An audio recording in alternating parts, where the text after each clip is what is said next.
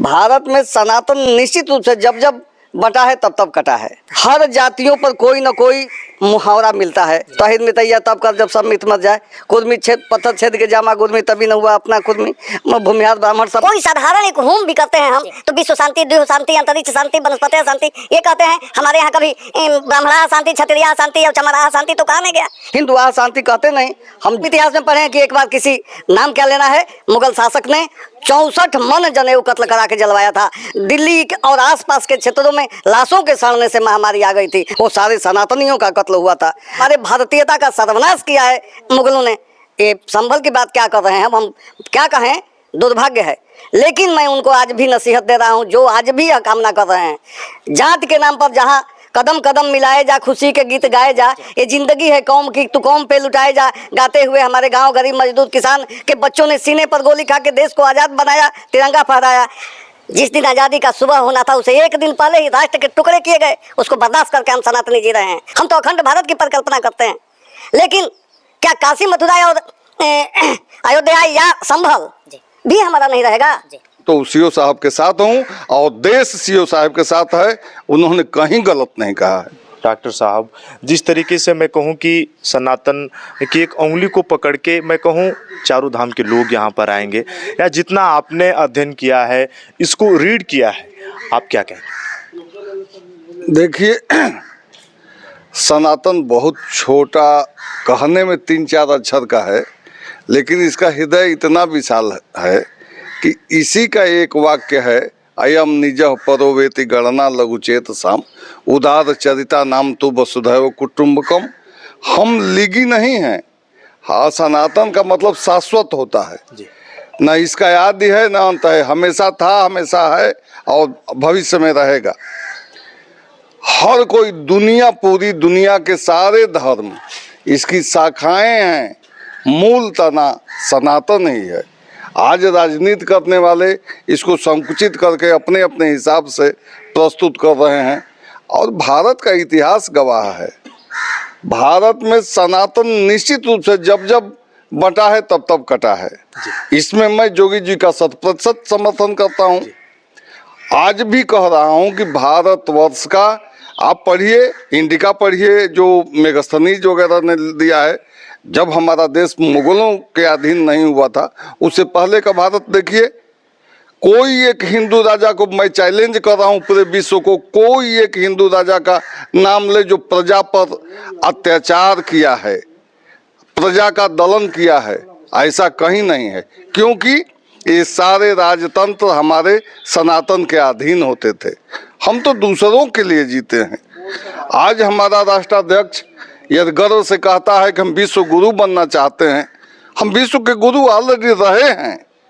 आज महात्मा जी के साथ मैं इसीलिए पुरजोर ढंग से कंधे से कंधा मिला के खड़ा हूँ कि महात्मा जी जमीन पर चल के जहाँ 3600 जाति के लोग जनेऊ पहनते थे, तिलक लगाते थे, शिखा रखते थे, सात्विक जीवन, सदाचरण का जीवन था, आज निश्चित रूप से उनको फूट डालो राज करो की नीति तो हम लोगों को बाद में अंग्रेजों के द्वारा ऐसा पढ़ाया जाता है।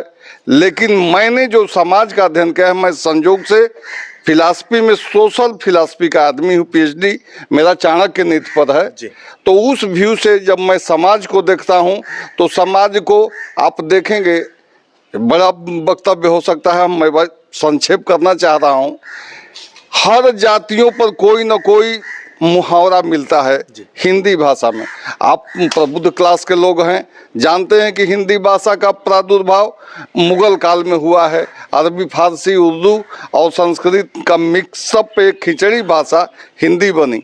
हिंदी में ही ऐसी लोकोक्तियाँ मिलती हैं जैसे अहिर बिरादरी हमारे में है, तो अहिर में तैया तब कर जब सब मित मत जाए, कुर्मी छेद पत्थर छेद के जामा गुर्मी तभी न हुआ अपना कुर्मी। भूमिहार ब्राह्मण सब क्षत्रिय, सभी जातियों पर कोई न कोई लोकोक्ति और टिप्पणी की गई है। एक दूसरे को गाली देता है, एक दूसरे को फूट डाला जाता है। हम तार तार बिखर गए हैं, पंखुड़ी पंखुड़ी हमारी उड़ गई है।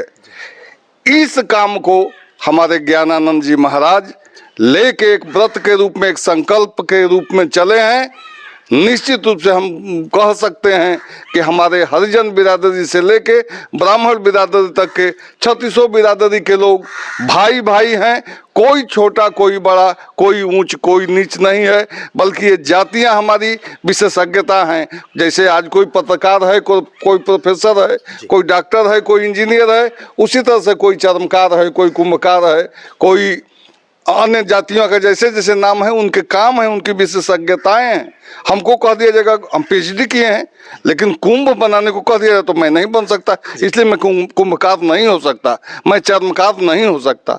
मैं एक वक्तव्य दे रहा हूँ, पढ़ा लिखा हूँ, बोल रहा हूँ, यही मेरी योग्यता है। लेकिन डॉक्टर साहब, जितना आपने अध्ययन किया, अगर मैं खुले तौर पे आपसे पूछूं, आप अपनी बात को रखते हैं, शाहजहां हो, औरंगजेब हो, जिसने भी शासन किया, मैं कहूँ मंदिरों को तोड़ा, लेकिन जो लोग जानते हैं उस सनातन संस्कृति पे चोट करते हैं, या मैं कहूँ अपना रोटी सेकते हैं। आखिर सनातन पर इतना बड़ा लांछन ये नेता जो अपने तलवे चाटते हैं क्यों करते हैं? यही कहना है मेरे भाई कि आज हमारा देश का पंखुड़ी उड़ चुका है। हम कमल के फूल हैं, हम गुलाब के फूल हैं। हर पंखुड़ियों को यदि सजाया जाए, मैं तो इस्लाम धर्म के मानने वाले भाई मुसलमान भाइयों को भी सनातन का अंग मानता हूँ। मैं तो किसी का से को अलग नहीं करता। सभी लोग सर्वे भवन्तु सुखिनः सर्वे सन्तु निरामयाः सर्वे भद्राणि पश्यन्तु माँ कश्चित् दुख भाग भवेत्, यह हमारी परिकल्पना है।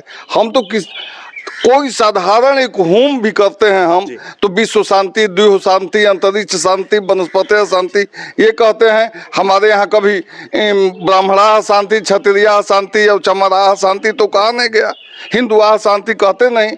हम ये महात्मा जी भी आज चले हैं यज्ञ करने, 551 यज्ञ करेंगे, लेकिन विश्व शांति महायज्ञ है।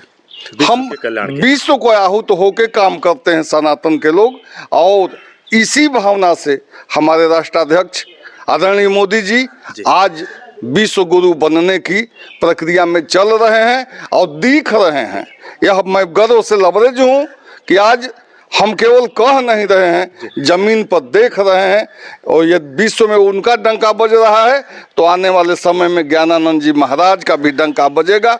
हम सारी जाति के लोग एक साथ बैठ के, एक साथ हो के वंदे मातरम, भारत माता की जय और राम कृष्ण का गुणगान करेंगे, आपस में प्रेम से भाईचारे। अगर डॉक्टर साहब मैं पूछूं संभल पे, संभल पे जहाँ पे भगवान विष्णु विराजमान है, वेदों उपनिषदों में ये साफ लिखा है, लेकिन जब महागुरु मैं कहूँ जो कि हिंदू सनातन को आगे लेके जा रहे हैं, अगर वो उसकी बात को रखते हैं तो फिर कुछ ऐसे लोग हैं जो मैं ऑन कैमरा नाम नहीं ले सकता, फिर उनको ऐसा क्या हो जाता है या मैं कहूँ मिर्ची लग जाती है। जी हाँ, औरंगजेब रोड का नाम है, अगर हम हटा के किसी भगवान के नाम पर रखें तो फिर उन्हें पीड़ा क्यों? जी देखिए, आप लोग जानते हैं, पढ़े लिखे हैं, पढ़े होंगे कि कार्ल मार्क्स ने लिखा था कि धर्म कहीं कहीं अफीम सा काम करता है।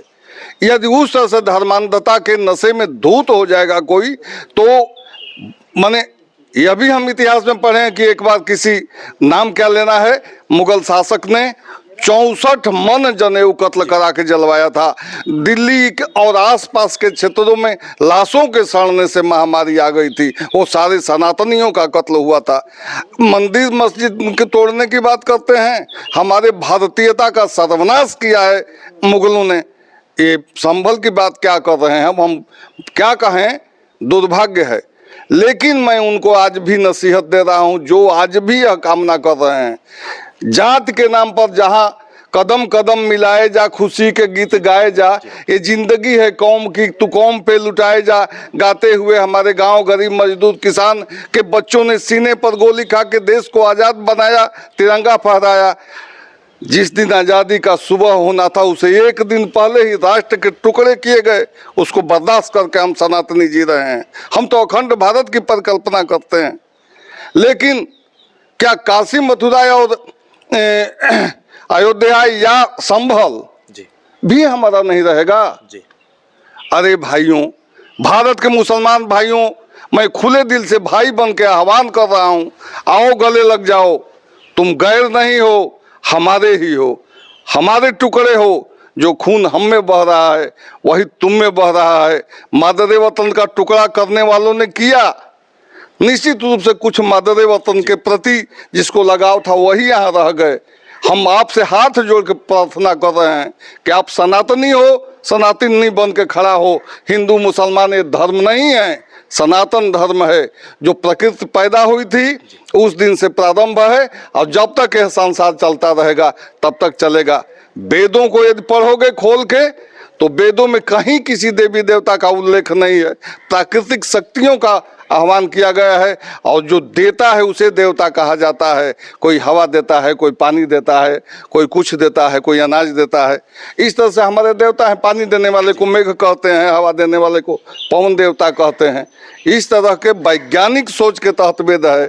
वेद कोई परिकल्पना है और वेदों के जो लिखे हैं उनको लेखक नहीं कहा जाता, दृष्टा कहा जाता है। वो आंखों से देखे हैं तो देखने वालों को झूठा मान रहे हैं और अपनी बहुत ऐसी ऐसी बातें हैं। किसी धर्म पर तो हम कटाक्ष नहीं कर सकते, यह अधिकार नहीं है, लेकिन अकल्पनीय बातों पर के पीछे चल रहे हैं और जो प्रयोग सिद्ध बात है उसका। लेकिन डॉक्टर साहब अगर मैं अंतिम बार आपसे पूछूं, सीओ संभल अनुज चौधरी जी काफी करीब से मैं जानता हूं, एक ओलंपियन, अगर वो एक बयान दे देते हैं कि एक बार होली आता है, इस पर इतनी बयानबाजी क्यों, गलत अर्थ बार बार निकाला जा रहा है?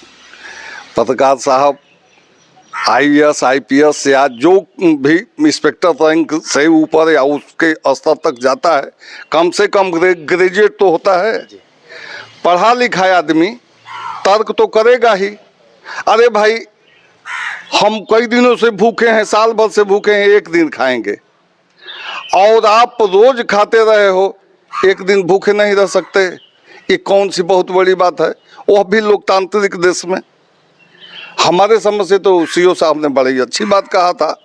सद्भाव होता या जिस भाव से हम अपने मुसलमान भाइयों को आदर दे रहे हैं, यदि वह है आदर उनके दिल में उमड़ जाता तो कोई विवाद ही नहीं था।